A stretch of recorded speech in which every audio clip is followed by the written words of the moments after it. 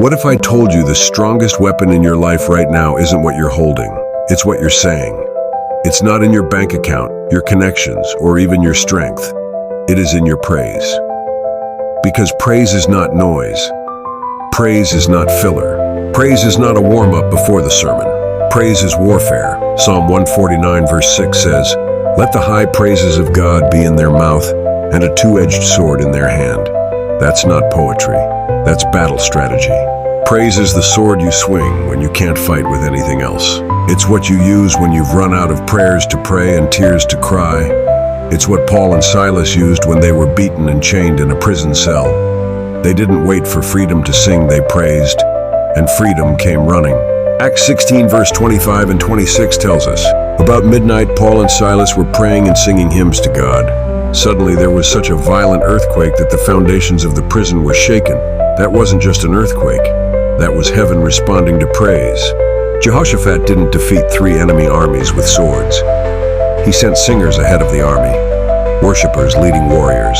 And 2 Chronicles 20 verse 22 says, as they began to sing and praise, the Lord set ambushes against the men who were invading Judah, and they were defeated. Did you catch that? The enemy didn't fall when Judah fought. The enemy fell when Judah praised. Because praise is more than celebration. It is confrontation. It is how you confront fear. It is how you confront darkness. It is how you remind your enemies, spiritual and physical, that you are not alone. Psalm 22 verse 3 tells us, God inhabits the praises of his people. That means when you praise, you create a throne for God to sit in the middle of your situation. And wherever the king shows up, something has to bow. When you feel overwhelmed, praise. When anxiety creeps in, praise. When you feel abandoned, unseen, unheard, praise. Because Psalm 34 verse 1 says, I will bless the Lord at all times. His praise shall continually be in my mouth. Not just when I feel good. Not just when life makes sense. At all times. On the mountain and in the valley. In the daylight and in the dark.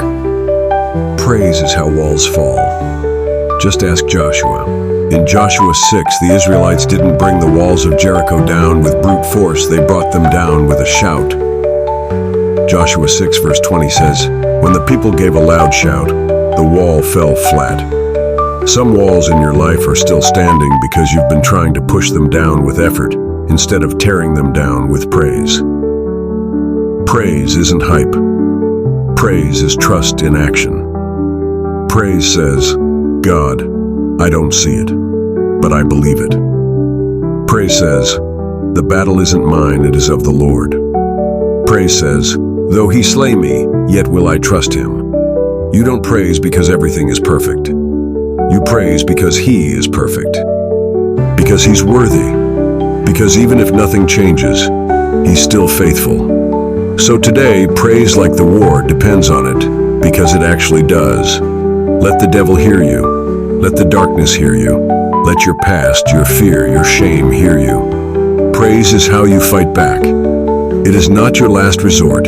It is your first response. It's not a song, it's a sword. It's not a moment, it's a weapon. So type this in the comments right now. Praise is my weapon. Let it be a declaration. Let it be a battle cry. And don't keep this to yourself. Share this with someone who's in a battle and forgot the power of their voice. Subscribe so you never miss another reminder of the weapons God has already given you.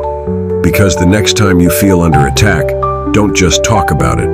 Don't just post about it. Lift your voice. Praise is war. And you, child of God, are armed and dangerous.